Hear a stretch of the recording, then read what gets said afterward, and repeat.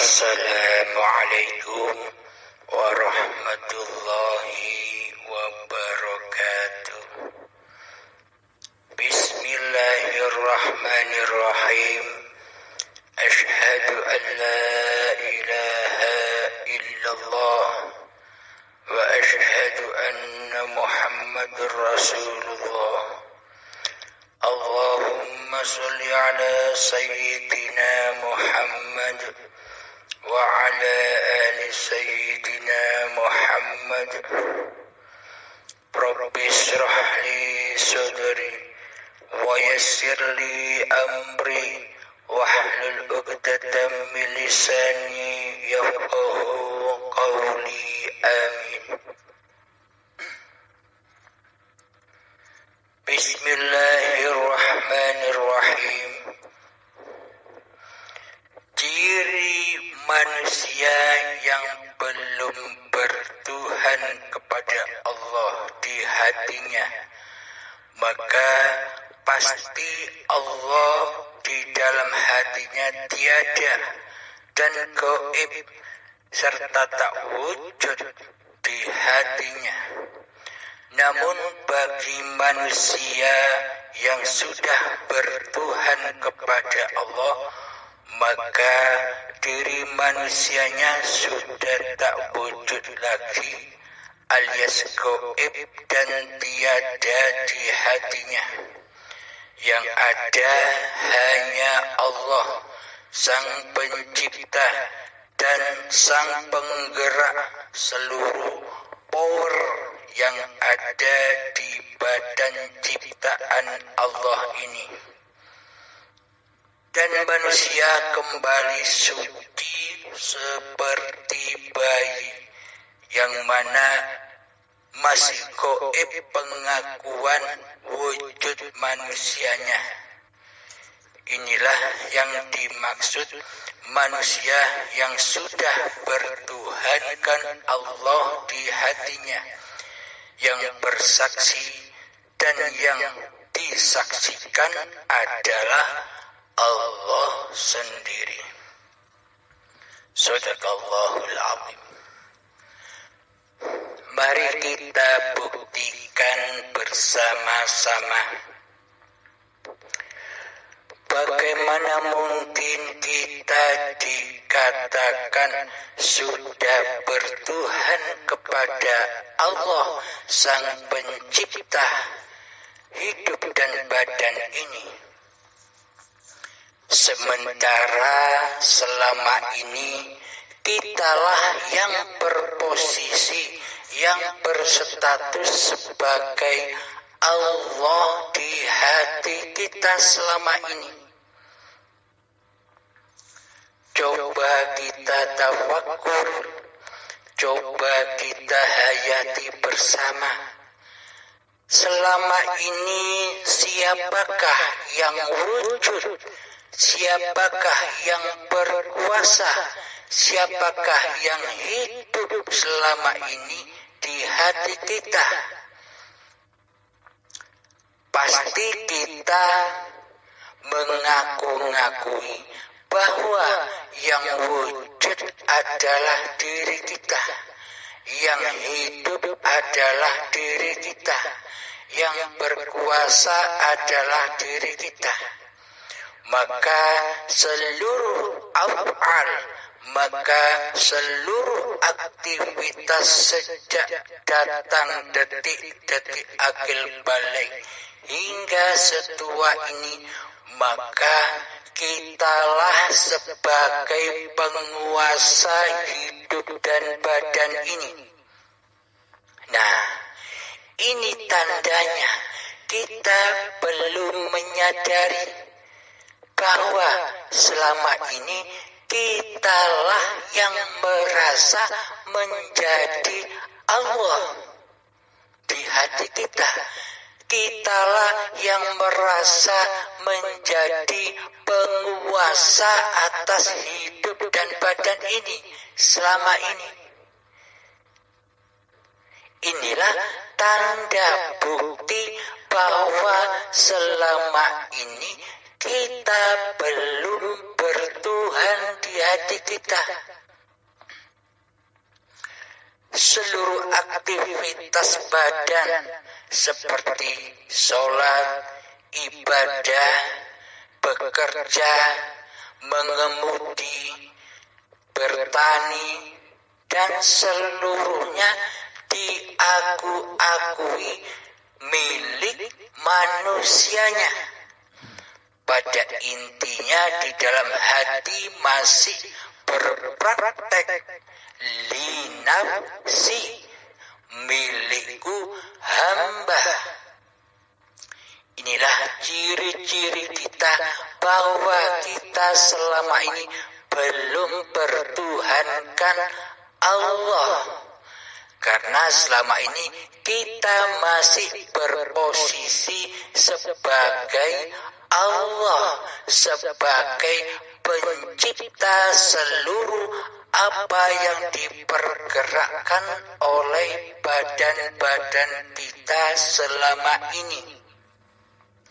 Seolah-olah kitalah yang berilmu tinggi, seolah-olah kitalah yang beramal yang banyak.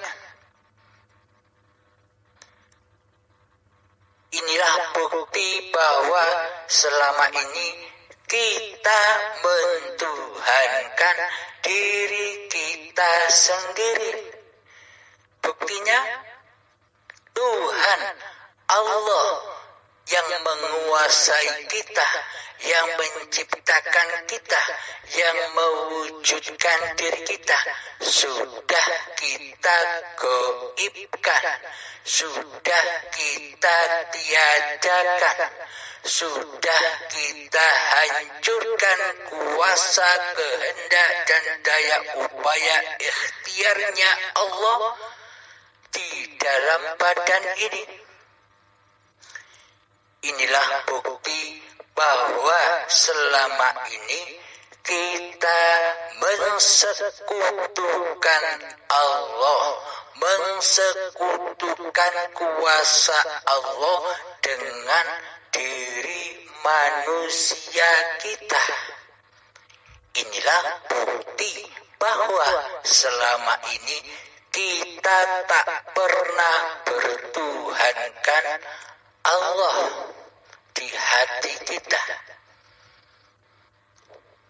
Meskipun di dalam badan kita, di luar diri kita, di dalam syariat-syariat manusia kita selama ini, kita merasa sudah bertuhan, kita merasa sudah beragama.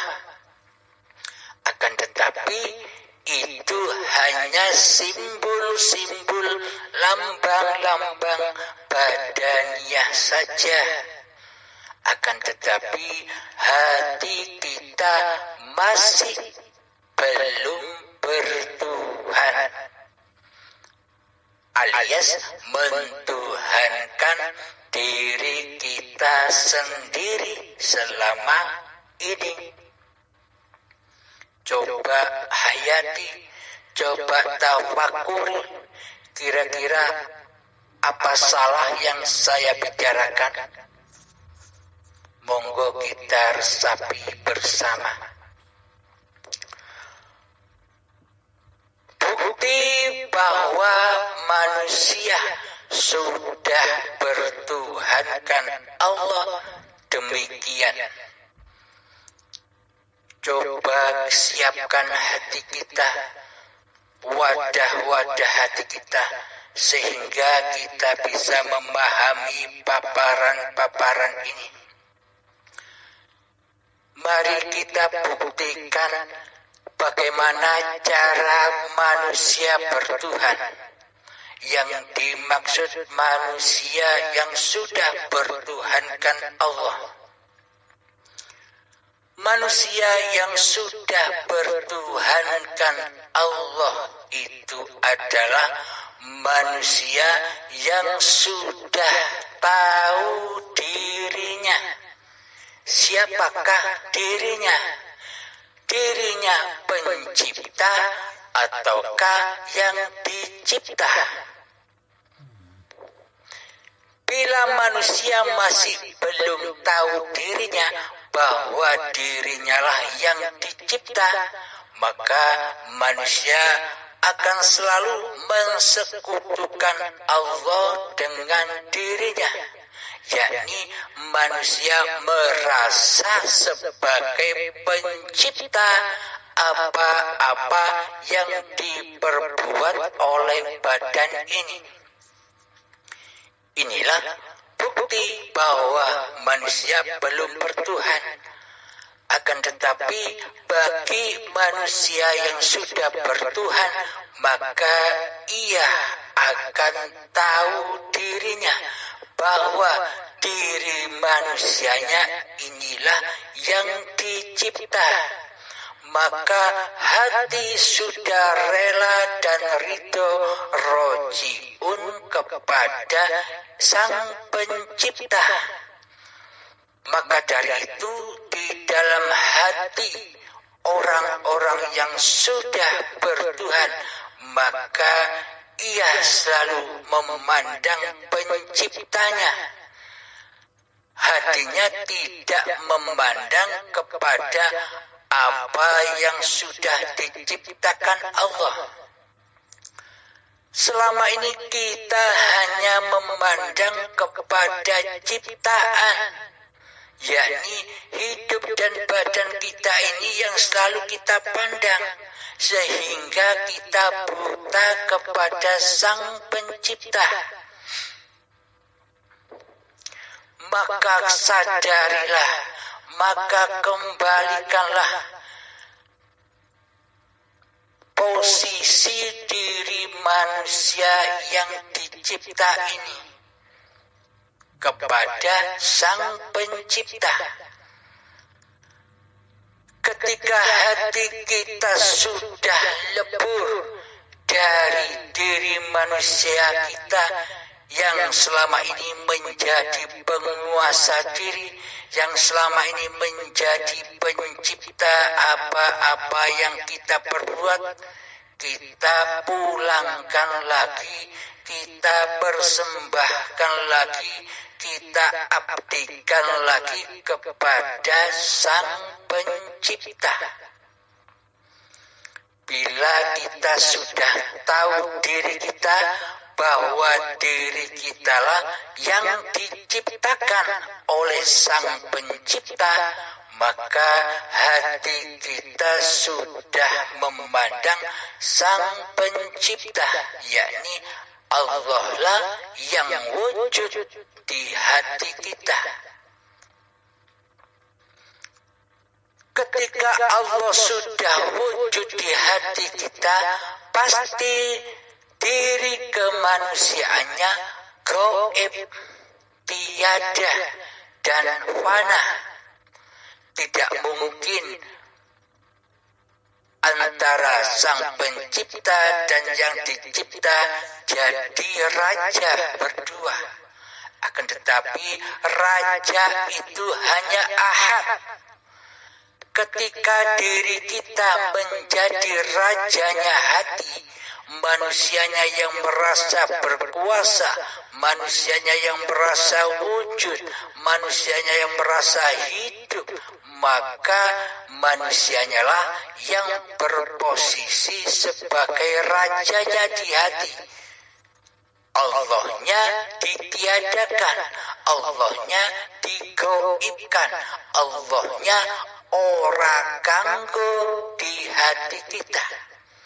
Karena selama ini yang menjadi Tuhan adalah diri kita sendiri. Nah, siapakah yang merasa jadi Allah? Manusia yang buta mata hatinya, ataukah manusia yang sudah menyaksikan Tuhannya? Coba kita hayati, coba kita resapi di hati kita.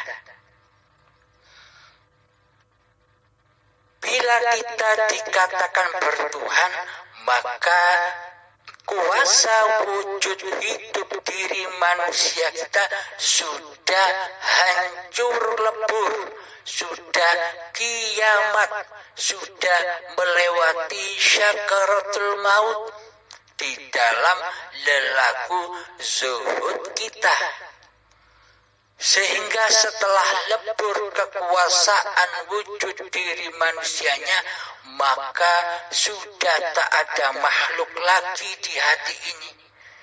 Ketika sudah hancur lebur kiamat diri manusianya di hati kita, maka hidup akan berfirman, adakah Tuhan selain aku? Kata Allah. Maka di saat itu tidak ada yang menjawab satupun setelah hari kiamatnya diri ini di dalam hati. Maka hidup itulah yang mengaku bahwa innani anallah, sesungguhnya aku ini Allah, la ilaha illa ana, tiada Tuhan selain aku. Kata Allah, ketika hari kiamat sudah tiba, ketika diri wujud manusianya, hidup manusianya, kuasa manusianya sudah hancur lebur, yakni dipersembahkan lagi kepada Sang Pencipta, bahwa diri manusia sudah mencapai makom hakikat diri manusianya yang dicipta. Maka yang dicipta sejogjanya bermakmum kepada Sang Pencipta. Akan tetapi selama ini kan terbalik, bahwa kita yang dicipta menjadi imamnya di hati kita. Kita menjadi rajanya di hati kita. Inilah tanda manusia yang merasa mengaku jadi Allah. Akan tetapi beda manusia yang sudah menyadari hakikat diri sejatinya yang dicipta, maka hati selalu bermakmum, hati selalu rela dan ridho apa yang diperankan oleh Sang Pencipta kepada yang dicipta ini. Demikianlah bukti bahwa diri kita selama ini belum bertuhan kepada Allah. Selagi di dalam hati kita masih wujud hidup kuasa diri manusianya, berarti selama ini kitalah yang ngaku-ngaku jadi Allah. Akan tetapi selama ini kita tidak menyadarinya.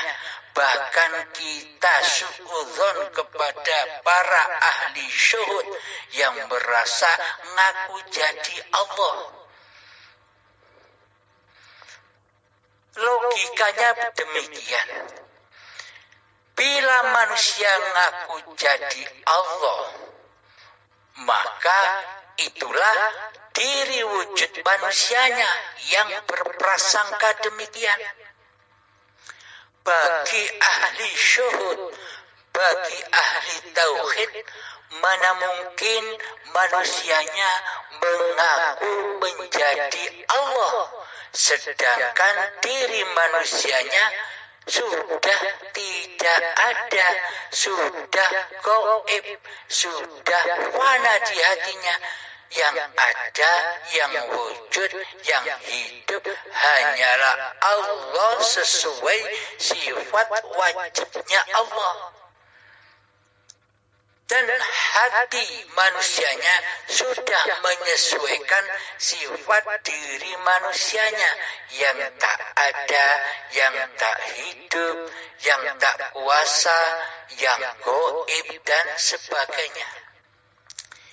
Inilah bukti bahwa yang selama ini mengaku jadi Allah itu adalah golongan ahli hijab, bukan ahli syuhud.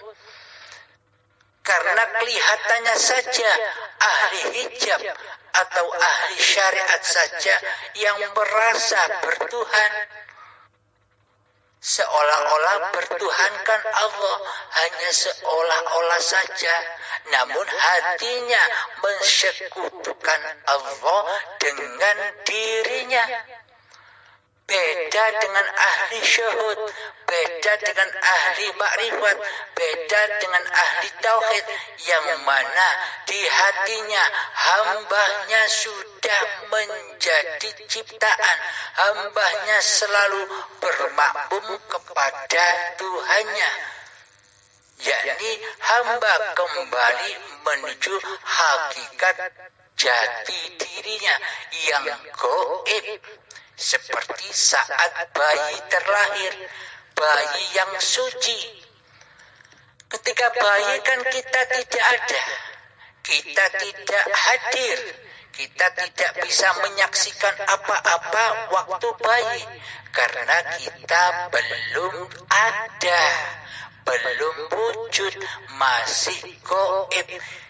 Inilah yang dimaksud kullu mauludin yuladu 'alal fitrah. Seluruh bayi yang terlahir ke dunia ini dalam keadaan suci, bersih, dan fitrah. Fitrah dari apa? Fitrah dan suci dari kehadiran, kewujudan diri manusianya. Maka kembalilah kepada situasi keadaan yang demikian seperti bayi. Itulah yang dinamakan bertuhan, itulah yang dinamakan ibadah, itulah yang dinamakan sholat di sisi Allah. As-sholatu mi'rajul mu'minin. Sholat itu tempat naiknya hamba kepada Tuhannya. Jadi yang dimaksud naik itu bukan naik zahir ke langit-langit yang zahir itu. Maksudnya naik mi'raj kepada Tuhannya itu adalah masuk ke dalam diri, menyirnakan diri, memfanakan diri bahwa diri ini sebenarnya tidak ada dan gaib, yang nyata hanya Allah. Hidup ini Allah, kuasa ini Allah, kehendak dan daya upaya ini Allah. Inilah yang disebut mi'raj, ketika hanya Allah lah yang ada di hati kita, sedang hambanya sudah hancur lebur di dalam kefanaan. Semoga kita semua selalu dibimbing oleh Allah. Amin ya rabbal alamin. Assalamualaikum warahmatullahi wabarakatuh.